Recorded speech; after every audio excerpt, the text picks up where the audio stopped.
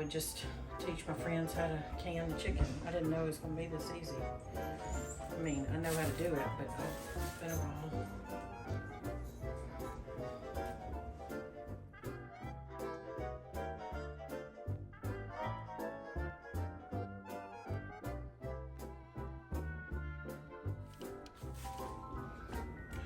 Hey y'all, today I am canning chicken. We also have productivity going on this other side of this wall. So I think we can get the kitchen chain. Wow, I'm tongue-tied. I think we can get the chicken canned. All right, friends, welcome.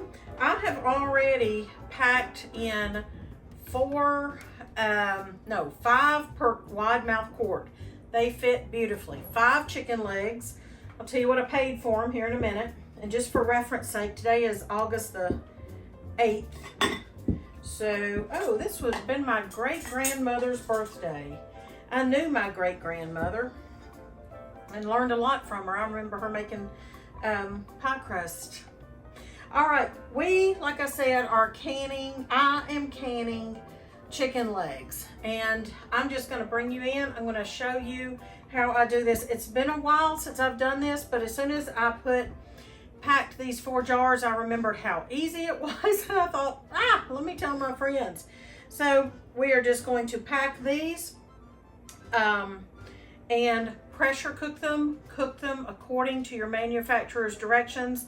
In other words, I have for mine, I'm using today this my Presto pressure cooker canner, and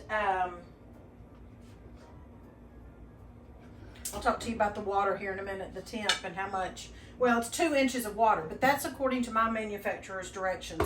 I also have 2 other kinds of canners, but this is what I'm using today because it is the easiest to get 7 quart jars in that and still have room to roam.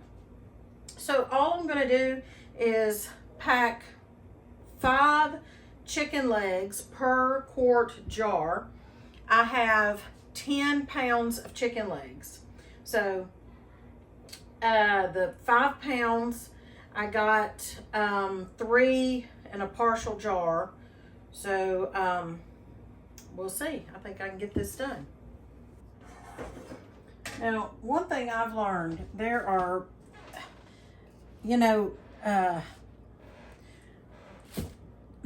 many different ways to can things. So if this is a canning method that you don't approve of or don't care for, that's fine. This has been used for years to can like this.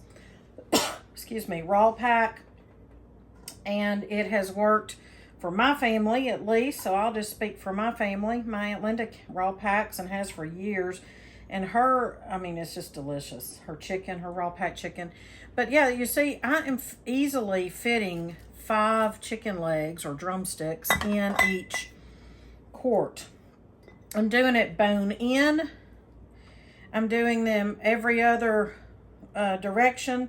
So joint side down, joint side up, as much as I can here. You've got an odd number, so it's not going to be exactly right, but they fit beautifully in there doing that. And some are a little bit bigger than others, so that's another reason why they fit so well. I am not putting any spice. I'm not putting any salt. And lo and behold, I'm not even putting any liquid. 3, oh, that is perfect number. Look at that, y'all. So, wonderful. I got, let's see. Oh, wonderful, beautiful. So I've packed, oh, yay, 2, 4, 6, 7. Oh, couldn't have gotten, that's just perfect. So I had 10 pounds of chicken legs. And this also, as a bonus, these were they weren't organic, free-ranged, but they were a local brand that's considered a good quality brand. So that was great too. And I got them for $1.20 a pound. Why I only got 10 pounds, I don't know. They sold them in 5-pound bags. I'm probably going to go back and see if I can get more. Now, I'm going to wash my hands, and then I'm going to come back and work on the lids and such.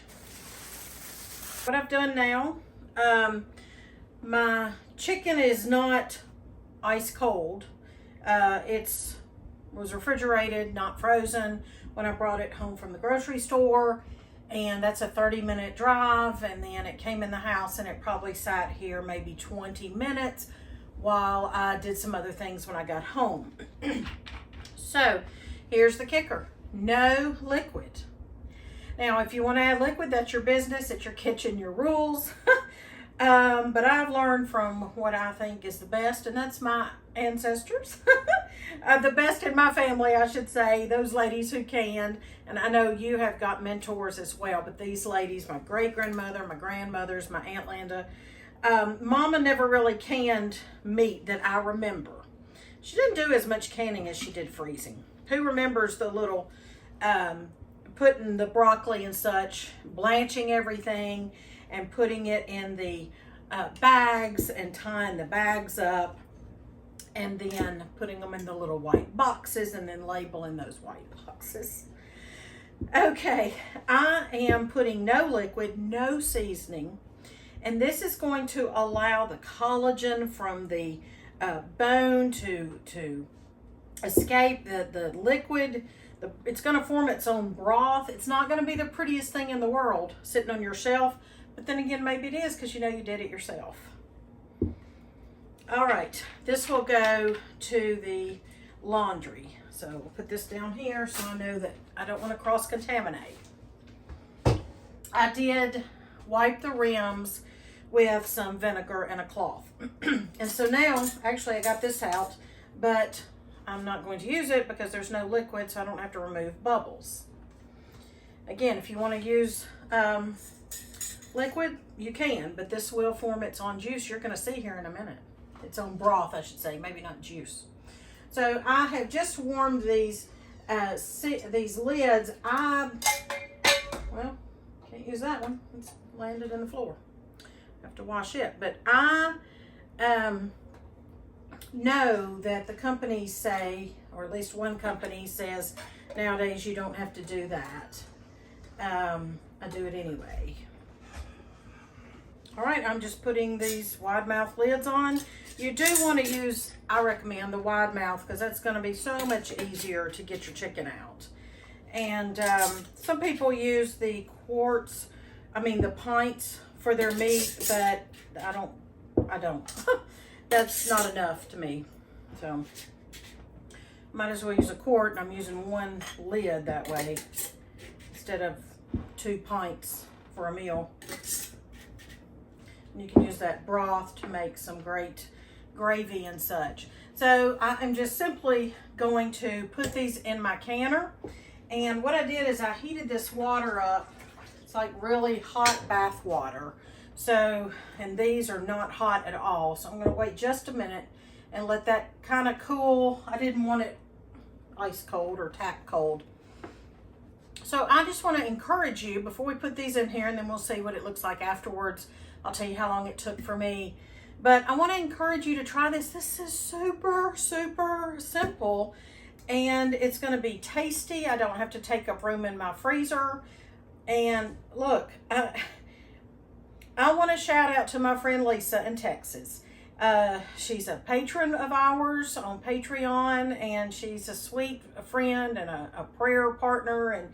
And she claims that I influenced her in a positive way to learn to can potatoes. She said she watched my video about how to can potatoes three times the morning that she did it, and she did it.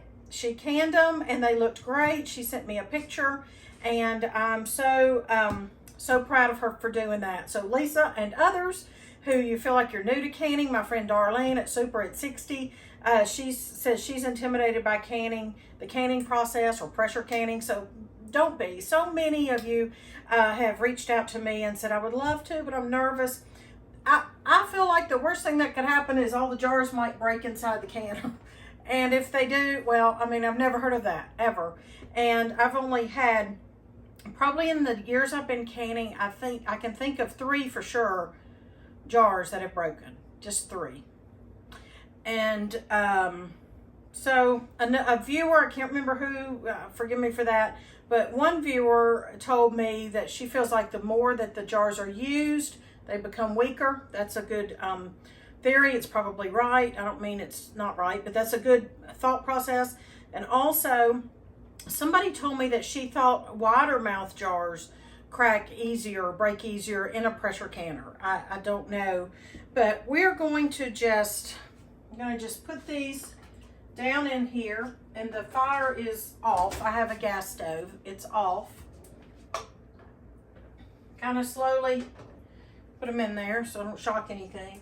All right, so I have put the 2 inches that it calls for, and you can see once I've put my jars in here, it's almost to the neck of the jars. So, all right, I'm gonna go ahead and put this on. Hey, can you get out? Thank you. All right, go ahead and just turn that on. Let's turn on medium for a minute. I don't want to shock something. And let me find my weight. There it is. So what I have is, this doesn't have the little jiggly weight. I know a lot of people have the jiggly weight, but this is never jiggled. Actually it has when it got too high. But so this particular canner, the steam, once it comes up to the boiling point, the steam will come out, a good solid burst of steam for 10 minutes. I'll time it for 10 minutes. After the 10 minutes, I'll pop this weight on, and the way this one works is once the weight is on, then I will let it get up to 10 pounds pressure. I'm not in an elevation where it needs to be higher, so, you know, pay attention to that if you are. 10 pounds pressure, and I will maintain that. I will have to stay in the kitchen because the way this canner works, I do have to regulate the fire or the heat if you're using electric, and I have to try to maintain that at 10 if possible. If it goes below 10, then I have to start all over, and what that means is I have to get it back. I have to start my timing all over. I have to get it back up to the 10 pounds pressure again, and then start my timing all over again after that. If I let it go below 10. If it goes above 10, you know, that's okay. And it's going to. Sometimes I've had it jump from 10 to 15 faster than I wanted it to. So it's a little tricky, but I've had this forever. This is what I've used. I know folks have easier to use canners now, so just research which canner you want to use. But once it reaches the 10 pounds pressure and stays there or above a little bit, then I will, since these are quarts, I will let this pressure can for 90 minutes, 90 minutes. And I think if it was a pint, I want to say it's 75 minutes, I believe. So anyway, check your books, check your canner, and all that kind of thing.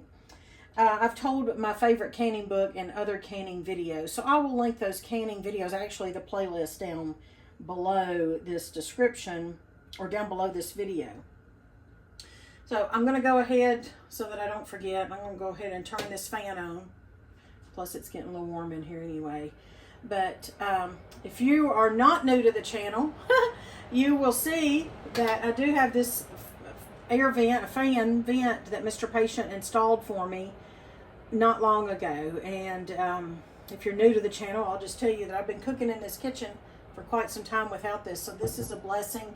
But sometimes I forget that the fan's up here and I forget to turn it on. So right now I'm just waiting on the steam to escape, and this will take a little bit.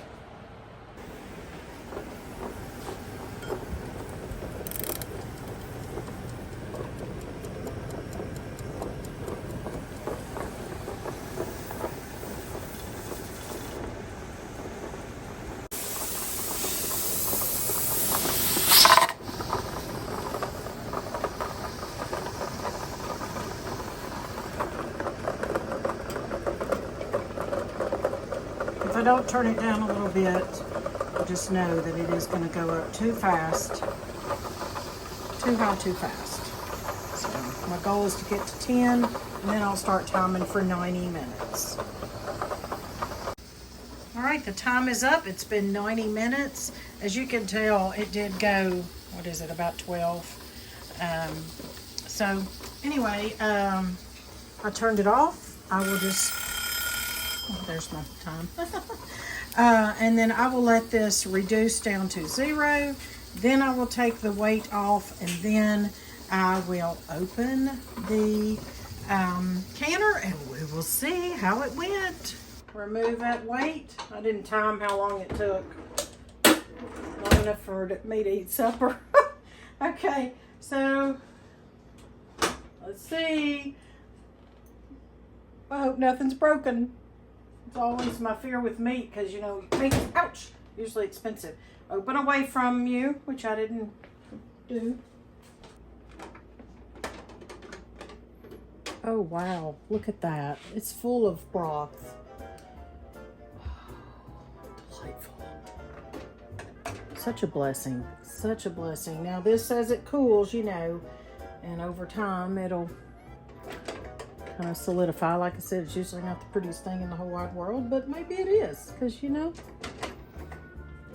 came from my homemade kitchen. How about that?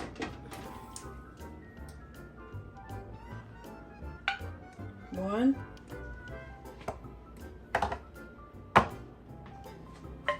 two, 3, 4, 5,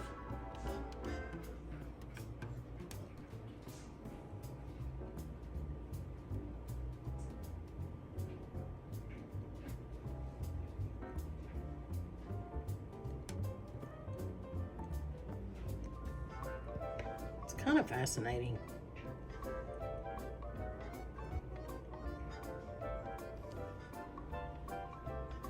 There you go. So far we know that 5 have sealed. I expect the other 2 to join the ranks. Canned chicken.